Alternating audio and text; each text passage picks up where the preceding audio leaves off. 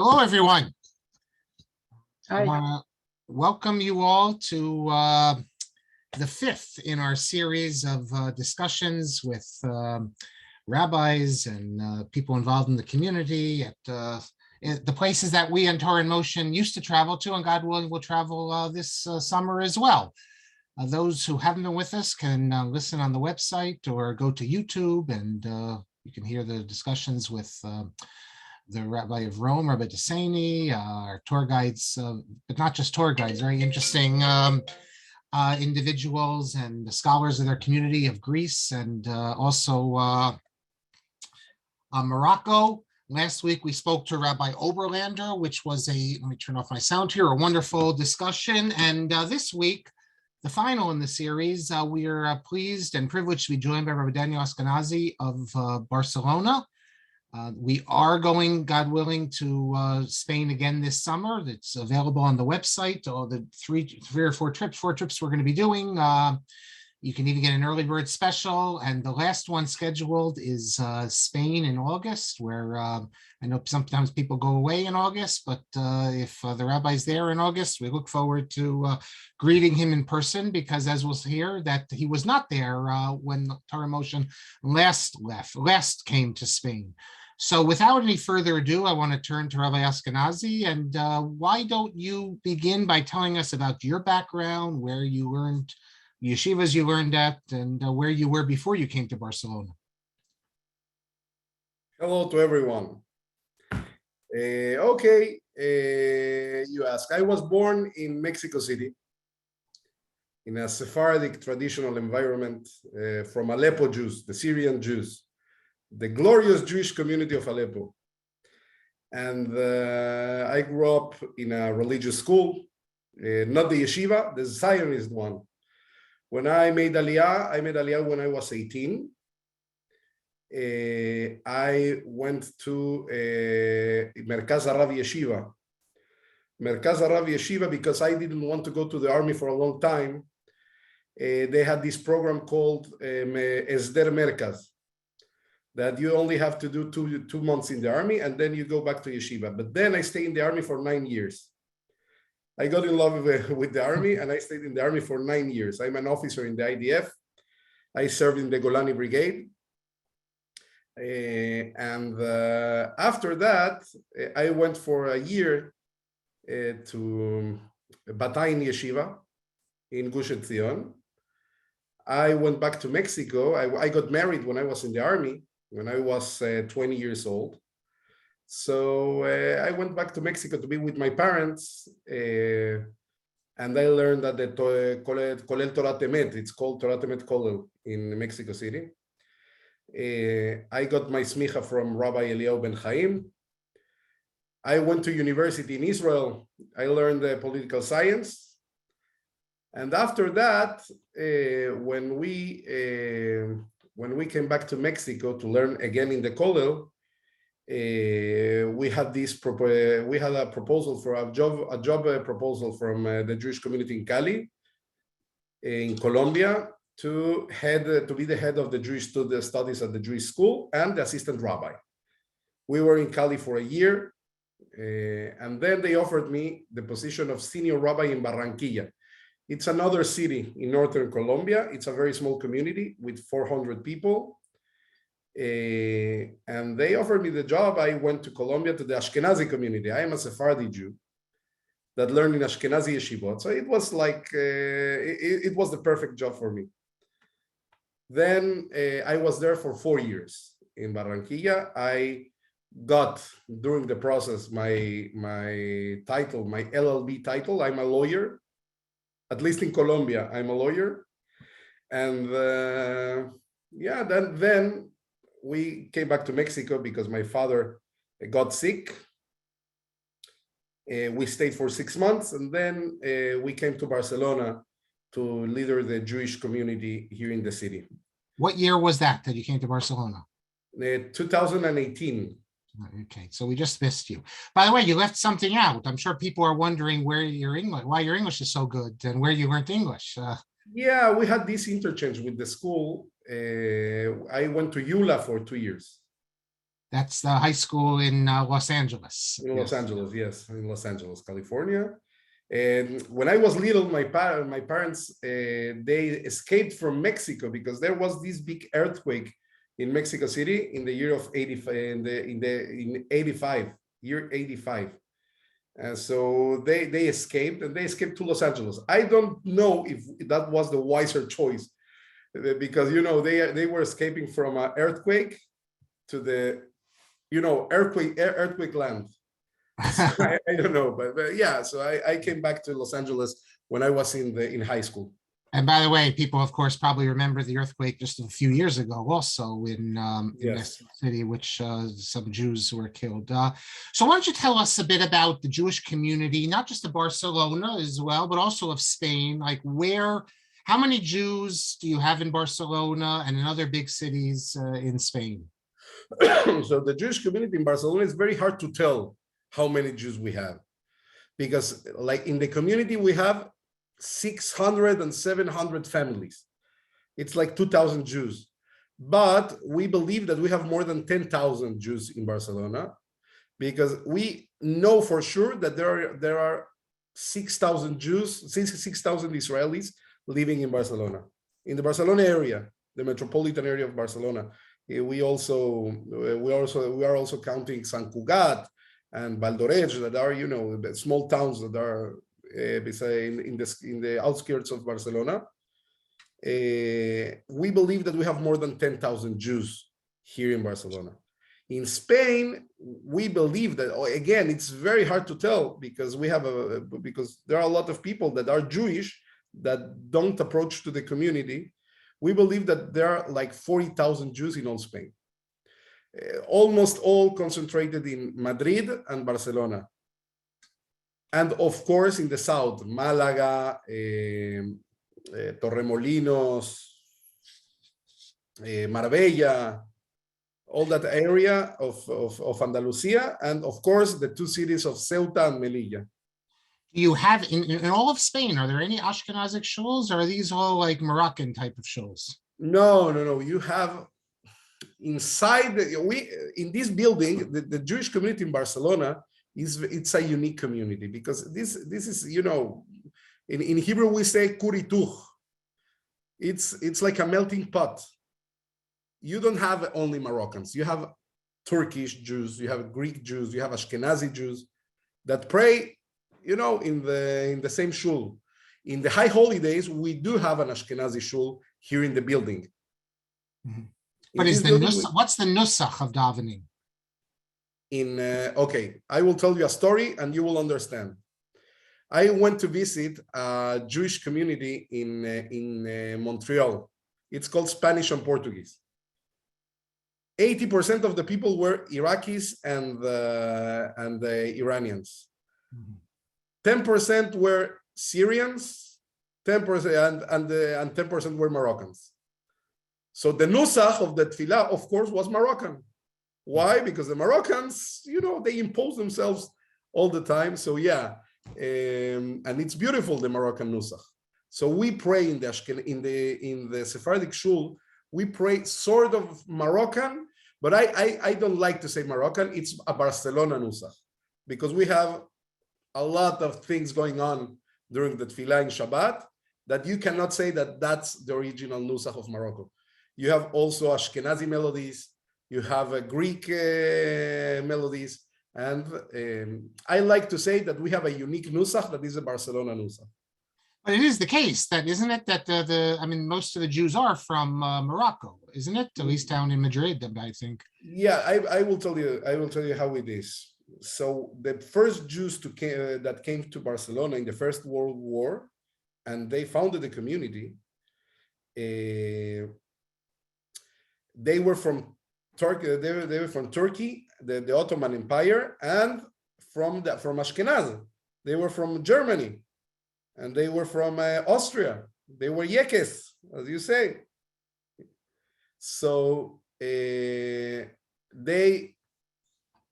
formed a community, a small community, and then in the 60s came the Moroccan immigration with the independence of Morocco, Algeria, and all the north of Africa. But after that, in the 80s, the first wave of Ashkenazi Argentinian Jews came to Barcelona also. Mhm. And then in the 90s, in the early 2000s, the second wave of Argentinians that were Ashkenazi Argentinians. Now we have the wave of Venezuelan Jews and Mexican Jews, that they are a mix of Ashkenazi and Sepharadic. So we cannot say that most of the Jews are Moroccan. Most of the Jews that come to shul are Moroccan, but not most of the Jews. If I'm not mistaken, there's also a non-Orthodox community in Barcelona. Is that true? Yeah, there are two not Orthodox communities in Barcelona. You have a conservative community and you have a reform one. Do they exist also elsewhere in Spain, the non-Orthodox? Yes, you have in Madrid. Mm-hmm. And you have in Cordoba, I believe, or Sevilla, somewhere else. I don't know. Okay. Well, with such a nice community, you obviously have to provide for the young. So why don't you tell us? We'll stick to Barcelona. That's where you are, and that you're the Rav of. Well, first of all, tell us how many shuls there are in Barcelona. Yeah, you have our shul, that is the main shul, the central shul, the big synagogue, the great synagogue of Barcelona. That is the first one that was built after the Inquisition in Spain, in all Spain. Then you have Chabad, of course, and the non-Orthodox shuls. And what's the situation in terms of education for the youth? Okay, so we have a day school with more than 300 Jewish students. We provide for them. We try to provide for them the quality education. For us, the most important thing, when I came to Barcelona to be the rabbi, what I told the board of directors of the community, that my priority is first youth, second youth, and third youth. That was my priority. Those were my priorities when I came, because that's the future of the community. Where there is a shul, there is a Jewish community. Where there is a cemetery, there was a Jewish community. But where there is a school, there will be Jewish community. And for us, we have to put the dagesh, the emphasis, all the weight in educating the young generation in Jewish values and Jewish identity. So we have this school with 300 students. We have a youth movement that it's very big. It's called Yachad. We have programming for 18 plus young people. And as I said, the most important thing for us is to provide them quality programs for their education. For example, last week, we were in Israel with 50 boys and girls. We took them to the Kolel to do bar mitzvah in the Kolel. So, and it was a great trip. I don't have a voice because of that. If you hear me, because I was screaming all the trip, we were singing, and it was great. And those kinds of things, we take them to Poland, to the camps, and then to Israel. We don't participate in the March of the Living now. We are trying to get in for next year. It's a very expensive program, but we are trying to fundraise for that. And we have this project called Shoah Project. The Shoah Project is that we prepare people, young people, 16 plus, 16, 17, in Shoah, in Shoah content. And those young people, they go to schools and they teach about the Shoah.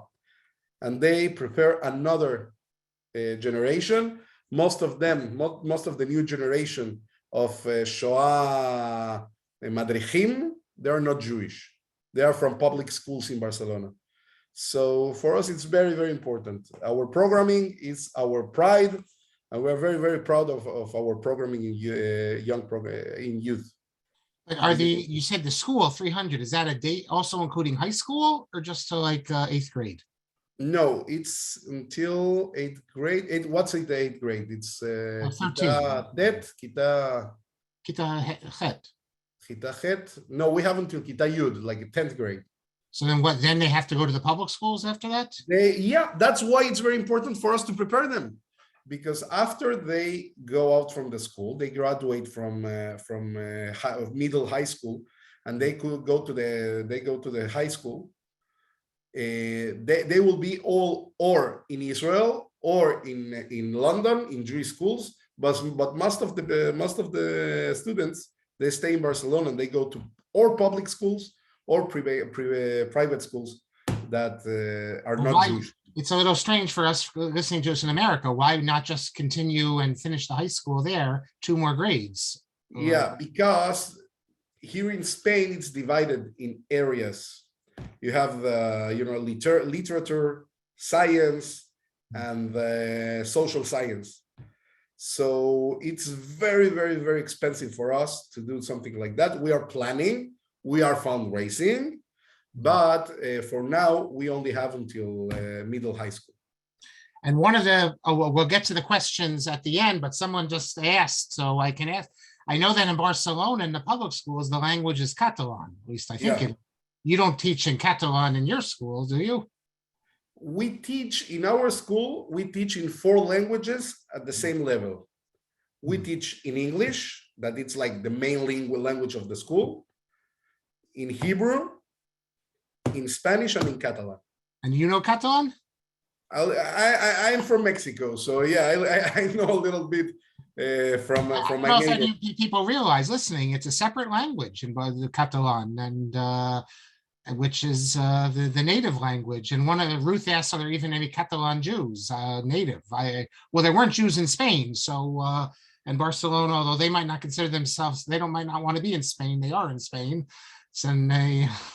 That I don't know. It's when they ask me about that, about the independence of Catalonia, I say I'm a Mexican.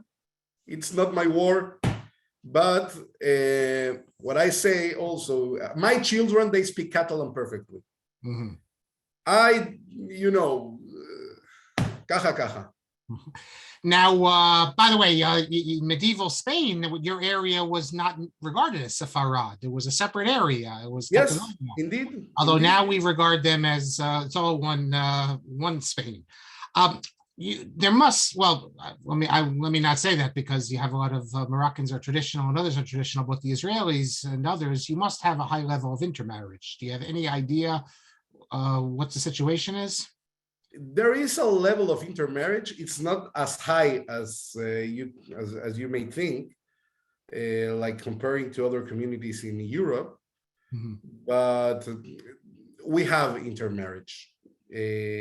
Most of the time, the Jewish partner will try to convert the non-Jewish partner to Judaism and become a part of the community.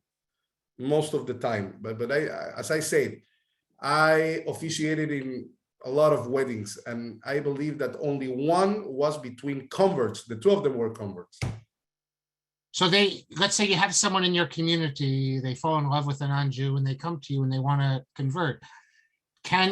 Do you have a base then that you can do the conversion that would be recognized, or do you have to send them somewhere?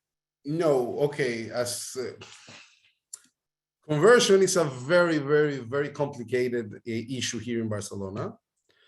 We work with the Spanish Beit Din. There is a Beit Din of Spain that it's a shlucha. How do they say shlucha? Like a representative of the Israel. Yeah, of the European Beit Din, of Rabbi Ehrentreu. And we work with them, and they are very, very, very strict, like the London Beit Din, because 2 of the Dayanim are from London. And we are that's a good thing, because we have a very, very high standard for conversion. It's not that someone will come and say, convert my girlfriend, and we will do it. They will have to study at least 3 years, and we convince it that they want to be Jewish to become Jewish. We have a very high standard for that because of that, because of the Beit Din. We prepare people for conversion. Don't forget that I'm a Syrian Jew. So there is also an issue with that. And yes, the thing is that we make sure we don't rush to convert. That's the most important thing. We don't rush to convert. We make sure that every candidate to conversion go to the Beit Din when he's prepared, when he's fully observant. If he's not fully observant or she is not fully observant, we will not convert. He and she and their partner. And for children also, you would require that the family be entirely observant to convert a child? Okay, so a child where the mother is not Jewish and the child is not Jewish. No, where the parents are Jewish and they adopt. And that's something else. That's something else. That's complicated, and we do what the Beit Din says. Mm-hmm. So it's entirely the Beit Din. It's an independent body. So we do what the Beit Din says. It's something that we received upon ourselves, that only listen to the Beit Din, to the Spanish Beit Din, and we do what they say. Okay. Which is different, by the way, than the old Moroccan approach. In Morocco, they were more lenient on these matters. And yes, that's true. That's true. That's very true. But I think Rabbi Basri also was involved for the Beit Din for a while, wasn't he? Rav Basri from Israel. Maybe not. In Barcelona? No, in Madrid.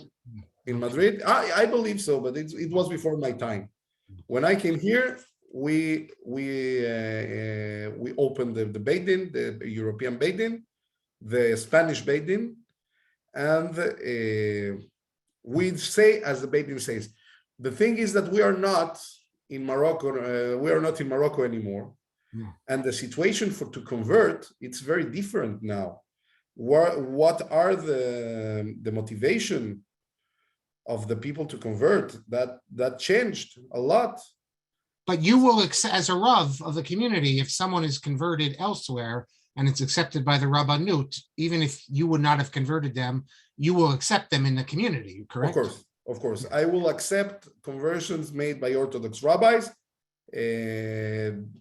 or that I know that they do L'Shem Shamayim and are recognized by the Rabbanut in Israel. That's the standard. That's the standard for all the communities in Spain.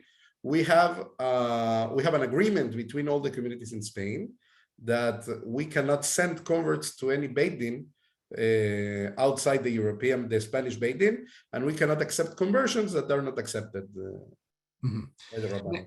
Now, you've served before you came to Spain, you served as Rav in other places, so every place is unique. I'm just curious, though, have you had any specific or particular unusual halachic issues that came up in Spain that you had to deal with and that were complicated, that maybe are unique? I know my question, which I asked you before, and you can get to it, it's a little bit flippant perhaps.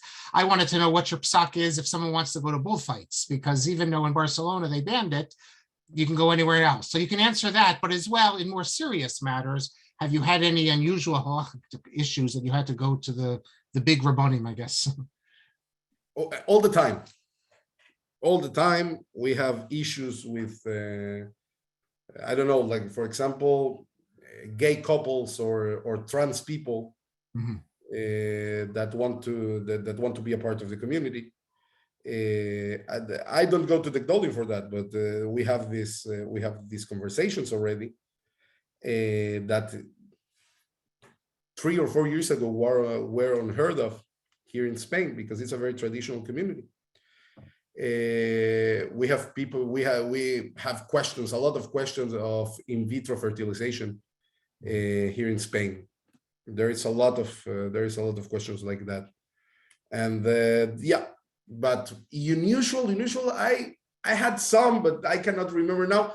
Give me a few minutes. I can ask you, I mean, when we went on the trip last time, someone asked seriously, could we schedule a trip to the bullfight? And I don't like bullfights. I don't agree with that, but you know, we couldn't fit it in anyway. But if one of your congregants comes to you, I mean, it's a part of Spanish culture. I once said this to one of my classes in the university, and someone was offended. He thought that this is like American colonialism, telling them what to do. So speaking as a Rav, in all seriousness, in a country where it's very common, what would you tell someone about bullfighting? Okay, I strongly believe that bullfights are tzar ba'alei chaim deoraita. Yeah. So of course it's forbidden to go and to found and to give money to buy tickets or even to watch bullfights. Mhm. So in my halachic approach, that's the answer. Spanish culture, it's filled of with tzar ba'alei chaim, a lot of animal suffering. Mhm. Not only the bullfights. There is this tradition in Valencia that they get a goat in a very, very high migdal. How do you say migdal? Tower. A very high tower, and they throw the goat to they throw the goat from the tower. You know, no sense things like that. That it's tzar ba'alei chaim. That it's coming from the Torah, that we have to preserve and we have to keep the animals safe. We only eat meat to satisfy some instinct that we have to control. But that's a special heter. It's not a muvan me'elav. How do you say? It's not taken by granted, because in the beginning Hashem said that you can only eat from the fruits of the trees. You can only kol etz leochla. So yeah, tzar ba'alei chaim, it's something that it's an heter, it's special heter. So we have to make sure that not to make animals suffer. Now, you go around Spain, particularly you go to Toledo, but other places, you have synagogues that belong to the Jewish community. And then either after 1391 or 1492, when there weren't any Jews, they were taken over by the government. Now they're visited. They could be popular tourist spots, in particular in Toledo. Is there any thinking from the Jewish community, or any pressure that the government should give these back, that they really belong to the Jewish community? And or basically that's an issue that you just have to say, forget it. It's past 500 years ago. You know, it's too late to change that. The thing is that they are doing a very, very good job preserving the Jewish heritage in their cities. Mm-hmm. A better job than we can do. Yeah. So it's flattering even that non-Jews are preserving our heritage more than us. But that the Jewish community has always been involved in the preservation of those sites. It belongs to the Spanish government because it's also Spanish heritage. It's also theirs. We cannot, it's also part of the Spanish culture.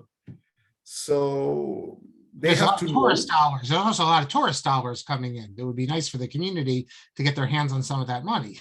Yeah, that's maybe true. Yeah.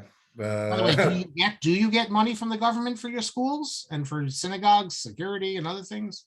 Yeah, it's not money, but we have a very good relation with the community, with the authorities.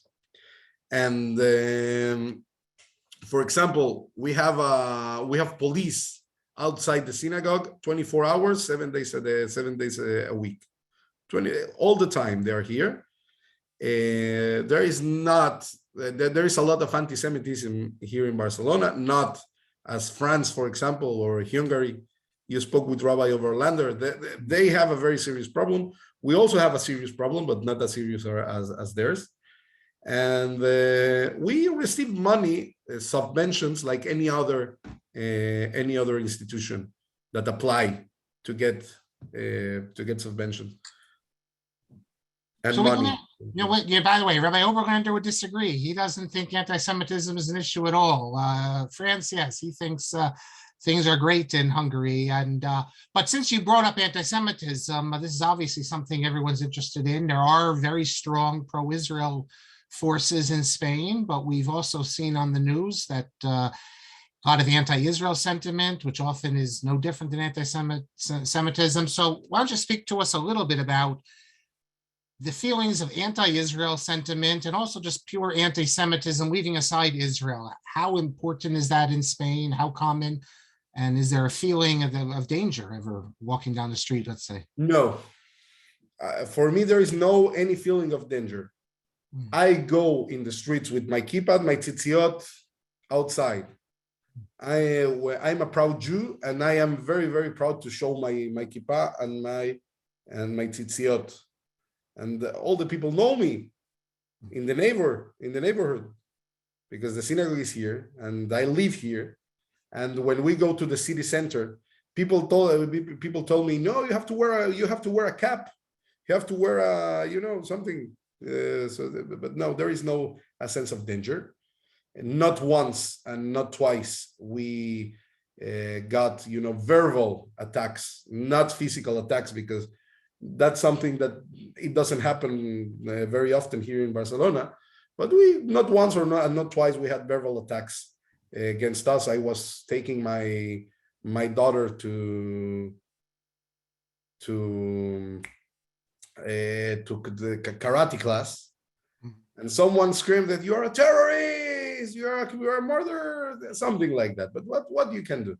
It's something that Baruch Hashem, it's we have the support of the authorities, we have the support of the neighbors of this specific neighborhood, and sometimes we do have verbal, as I say, verbal attacks, and sometimes they paint in the door of the shul, free Palestine, things like that. But when the Gaza war was, when they began in last year, yeah, there was this thing with Gaza. It was not a sense of danger, but we were more careful with that, because we made a demonstration outside the Turo Park, that is a very big park here in Barcelona. We were like 300, 400 people, in a pro-Israel demonstration. In the other part of the city, in the other part of the park, sorry, there was a pro-Palestinian demonstration. We were chanting, Am Yisrael Chai, and we were with we were with balloons, and in the other side where they were breaking things and setting things on fire. So it was a little bit. It's not scary. It was uncomfortable. Okay. A couple other things before we get to the questions. Are there any? I don't know if there's even any halachic validity to this, but was there ever any thought with the reconstituted community to actually bring back old, authentic, like Catalonian minhagim or minhagim asarad? If it hasn't been practiced for so long, I don't know if you can call it minhag hamakom, but maybe you could. Yeah. So what we did, there is this research that my very good friend, Rabbi Dr. Idan Perez, he's the head of the rare manuscripts in the Israeli National Library. Mm-hmm. He's a Catalan. He was born in Barcelona. He made this research of the old Catalonian minhagim. We do have a lot. He published a Siddur, didn't he? A Catalan Siddur. He published the Siddur. But no one uses it, I don't think. Yeah, he uses that, but no, we don't use that. But we, for example, we do teach about old Catalonian minhagim through the Rashba. Mm-hmm. As you should know, the Rashba is the most prolific halachic responder, you say? Respondent, the most prolific halachic respondent in the history of the Jewish people. He has more than 3,000 answers. So we do teach a lot of Rashba. We opened the Talmud Torah that it's called Aderet Barcelona in the name of the Rashba, and it's also for children and it's also for adults. And we do teach about the Rashba a lot. We do teach about the Rashba and about the Catalonian minhagim. The thing is that we have new minhagim, the Sepharadic ones that came from Morocco, and they come from Jerusalem, they came from Syria and Turkey. For example, in Catalonia, they made the slichot only for 25 days. Mm-hmm. Not 25 days, only 10 days, between like a little less than we do. Yeah, that's a Catalonian minhag. We do from Rosh Chodesh Elul, Selichot. You know, you're Ashkenazi, so you are fully fresh and rested during Chodesh Elul. Well, yes, but as they say, you have to take the good with the bad. We have certain chumrot also, so we don't have to get up early that month. But there's other things that we have kitniot and other things that. Yeah. That's true. Pesach, you have. But you mentioned the Rashba. Those who come with us on our trip, you even get to see. I don't know who invented it. Some enterprising government official decided that a house they discovered that had to be the Rashba shul. So all the tourists will come in, and it's like the Christians invented. This is where Jesus touched. So I don't know if it's a shul, and if it's a shul, I don't know how we would know it's the Rashba shul. But it's a nice tourist stop in Barcelona when we come this summer, God willing. No comment on that. I will not comment on that. Well, you might not want to comment on the next question either, but you studied the Merkaz Harav, so anyone who knows anything about Merkaz Harav knows the Hashkafa. And I wonder, with the young people, as on the one hand, you want Barcelona to be a strong community, and it's a strong community by people staying. On the other hand, from a Zioni perspective, the place, young people, you'd think that your place should be Eretz Israel. Is that ever an issue for you? I mean, is there a contradiction here that, how do you grow a community when you can influence them maybe that their place should be in Eretz HaKodesh? I have that conversation with my wife, yeah. I believe that 2 weeks ago. Mm-hmm. There is this question that it's very, very, very important. If we should strengthen the Jewish communities in the diaspora, or we should work for those communities to go to Israel. I came back from Israel last week. So our kesher, our connection to Israel is very, very strong here in this community. And I believe that proportionally in Europe, proportionally to the number of people that live here, this is the most Zionist community in Europe. People make aliyah all the time. A few months ago, we say goodbye to 8 families that went to Israel. In September, another 8 families, they will go to Israel. So my conclusion was that, first of all, we are here in Barcelona to strengthen the Jewish community. No one will take us out of here. Not anti-Semitism, anything. People, the Jews, will go from here. They will go to Israel because they want, because they desire to go to, his desire is to go to Israel. It's a decision that they make because they live here in freedom, and they live here with all the guarantees. It's not the best galut, I will say. Mexico is the worst galut in the world. I believe that New York is also a very, very bad galut, because you have a lot of things. You have kosher restaurants, and you have access. I think most would say that's a good galut. No. A good galut is the galut that wants you out of there. Okay. This is not the best galut. Mexico is the worst because people want to stay there. Okay, that's an interesting way of looking at it. But is the community in Barcelona increasing? Yes, but because of the Venezuelan and Mexican immigration that is coming, and the Argentinians that are coming from South America mostly, because this is the natural place to come. Yeah. If you want, with the Sephardic, there was a law that allows Sephardic Jews to get the Spanish citizenship. So a lot of people got it, and I believe it's natural. Where we speak the same language, it's the same culture, pachot o yoter, more or less the same culture. You asked about bullfights in Mexico is more common than in Spain. Yeah, and in Colombia is more common than in Spain.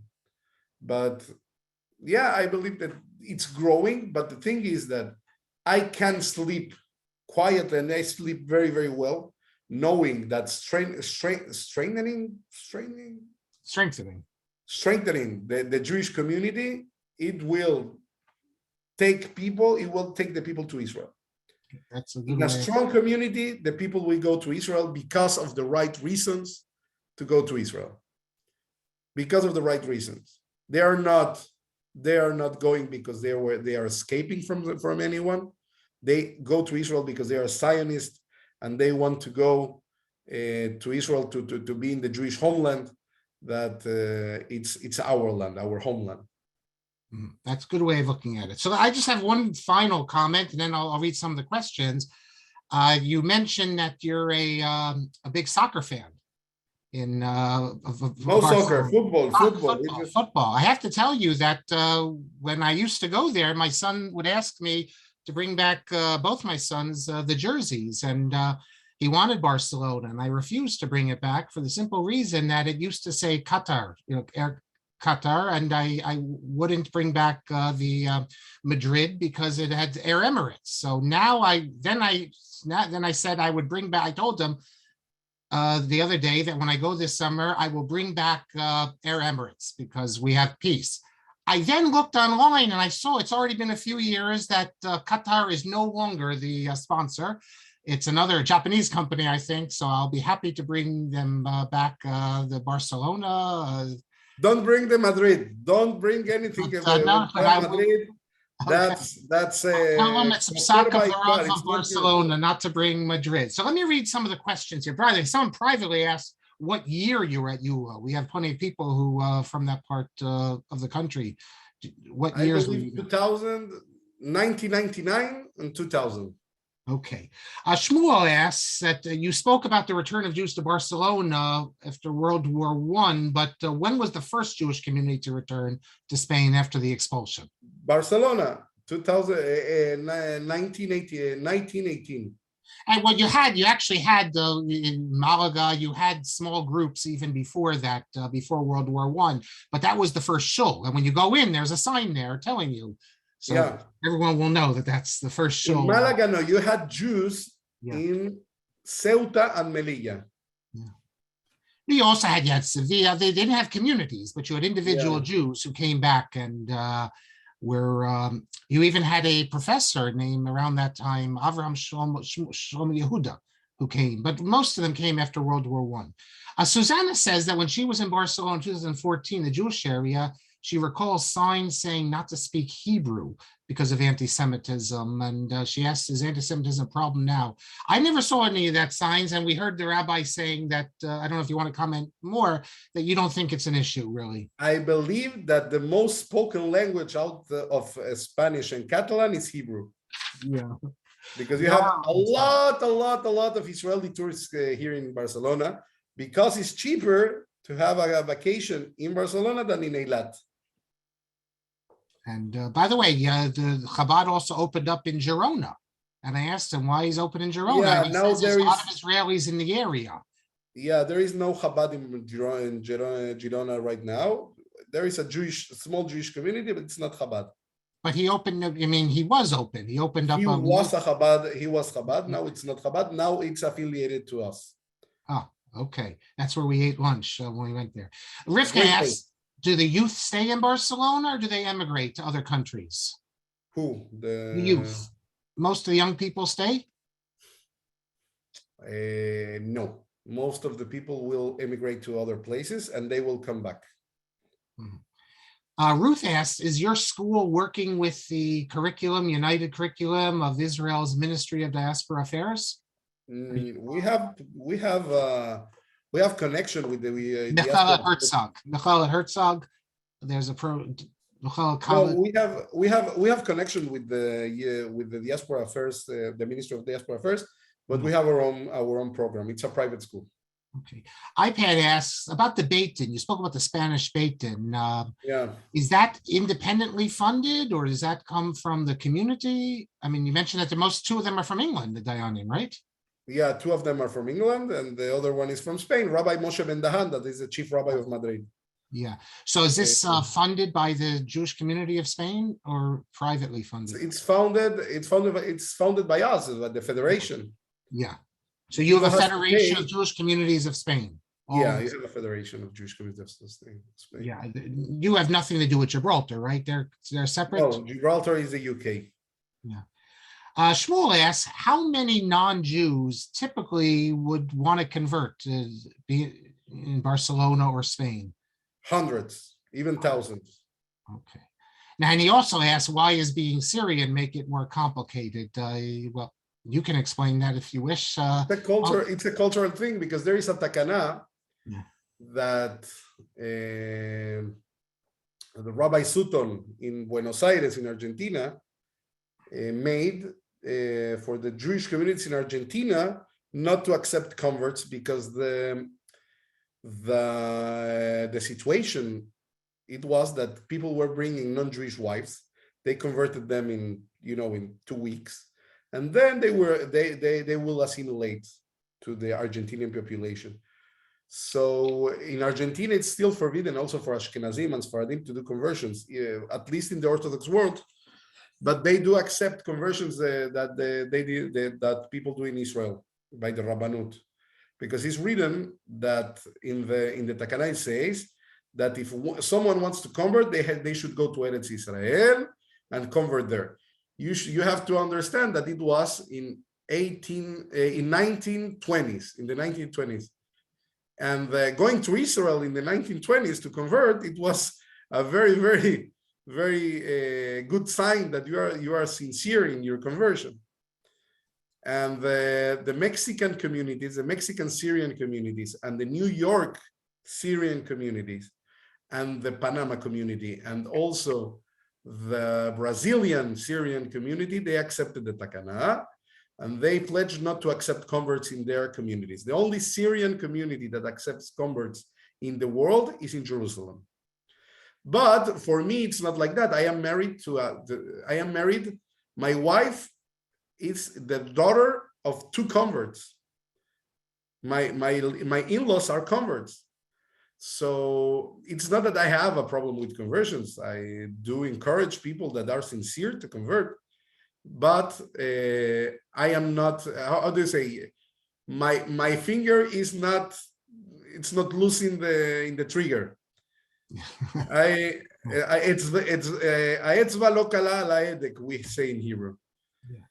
And also the people in the New York area know well about the New Jersey, the Syrian situation there, that they're stricter, as you mentioned, in Argentina, because even if you're converted, Chacham Avad Yosef himself converted someone and came to Brooklyn, and they still wouldn't accept it. So that's a complicated thing. But that's a takana, and we have to accept that those communities, they have their own takanot. And if someone wants to convert, he should not go to a Syrian community. He can go to any other community in the world. Susanna asks, do they teach now in Spain in the regular schools? Do they learn about the Inquisition? They learn about the expulsion? They learn about the importance of Jews in medieval Spain? Is that something that the average Spaniard will learn? We are making sure for them to know. We are making sure that these sorts of things will go in the pensum of the schools, that young Spanish people learn about the Inquisition. It's not perfect. We have a long way to go, but yes, we are trying very, very hard, and we're pressing a lot.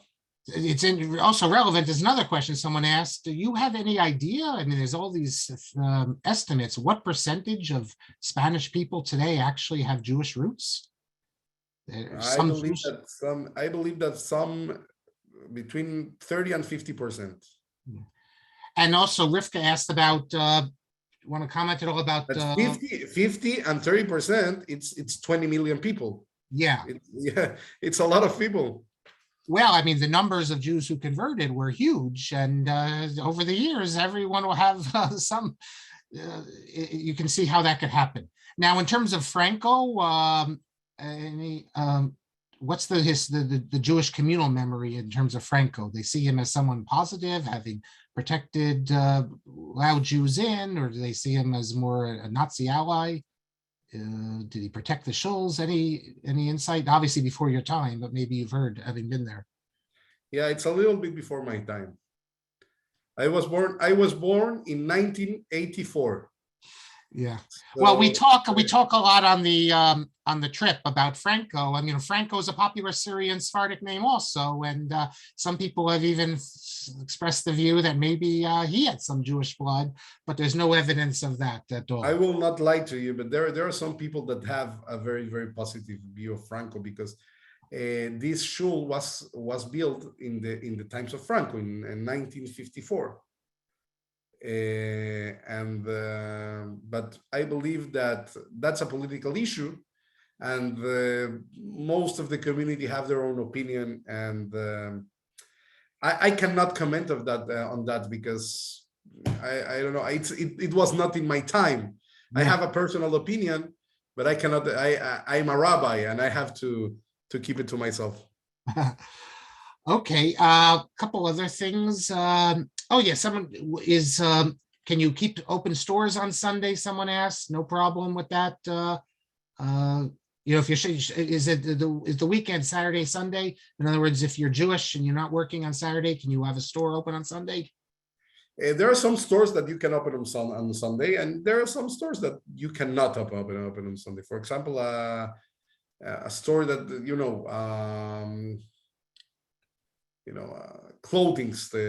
clothes and those kinds of things you cannot open, but the restaurants are open, and pharmacies, and a lot of stores. But most of the Jews, most of the Jews are not really religious, and they keep their shops open on Shabbat. Okay, I have a few more questions. I don't want to keep the rabbi too much longer. Maybe we'll go to 3:00. Someone asked about, I know you're in Madrid, but you're in Barcelona. You must know something about Madrid. He asks what the community is like in Madrid now, or she asks. It's a great community. Madrid is the biggest community. They have several shuls. They have a lot of restaurants. They have a lot of kosher stores. They have a Kolel that we are opening a Kolel this year. We are opening our Kolel, our own Kolel here in Barcelona, and we are very, very, very excited about that. From where? Torah Mitzion or more Haredi? No. We are opening independently, and it will be a Zionist Kolel. It will be a Kolel connected to Israel, and where are the Avrechim coming from? From Israel, of course. That's interesting. Kippot Srugot. Yes, I saw. The Torah in Motion is a very Tzioni B'nai Akiva organization. Okay, someone asked me privately to ask you, do the people listen about bullfights? And he also not go to them if you tell them. And he also wants how you would explain the ceremony on Yom Kippur of throwing the goat down. How does that differ? If they can, Last time I checked, in this shul we don't throw any goat from any tower in Barcelona. But the bullfights, if they you mean Sarah Mishtarach? If they listen to me not to go to bullfights in Barcelona, it's forbidden. It's banned. You cannot go to bullfights even if you want. So Baruch Hashem, I don't have to tell them. But how do I explain? He meant about Azazel. Anything about that? That's what he's referring to. Okay, well, I know, I understand. But the thing is that when there was a temple, you don't forget that you don't have only one goat. You had two goats. The first goat goes to the Kodesh HaKodashim, and the second goat goes to the Azazel. So there is a very, very, very big significance to that. It's very symbolic. The thing is that the first one is only they do the shechita immediately after they choose that goat to do the shechita, to be killed for the shechita. The other one, they put a red how do you say, a red bandana, a red ribbon. A red ribbon. They put a red ribbon in that goat, and the goat goes in a trip to the desert, and then it's something that we have to understand. The first goat is the Olam Emet, is the goat that sees. The goat lives very little time, but that goat sees the Kodesh HaKodashim. The other one is Olam HaSheker. that goat doesn't see the Olam Haba, but like the goat, they say they are putting me a ribbon and they are taking me to a trip in the desert, and then they kick the goat into the Azazel. So the thing is, the other goat saw the Kodesh HaKodashim. We have to check not the goat of the Azazel, the goat of the Kodashim. How is different? We are not doing it anymore. We are not doing it anymore. But the Spanish people in 2022, they are still throwing the goat. And what do they give a reason as to why what's the reason? They have, it's a tradition. I don't know. Tradition. Someone asks, there's a lot in the news ads that for seniors, when they want to retire, cheaper places. You go to Portugal, Spain, things like that. Is that something that the Jewish community could promote this? That Barcelona is a nice place to retire. It's closer. Barcelona, it's a great place, but Barcelona, it's an expensive place. Barcelona is expensive. It's not like used to be Portugal. They would say go there or Malaga, Torremolinos, Marbella, in the south. By the way, Torremolinos has a kosher restaurant, or at least it used to. These days with COVID, you don't know. You don't know with COVID what's left. There used to be 5 kosher restaurants in Barcelona. What do we have now? 1 restaurant now. Yeah. So did the community suffer personally from COVID? Did you lose important people? Well, everyone's important. I shouldn't say that. I meant people involved in the community. We lost people, but it was not as other communities. It was not like, for example, London or Paris or in Italy. We lost people.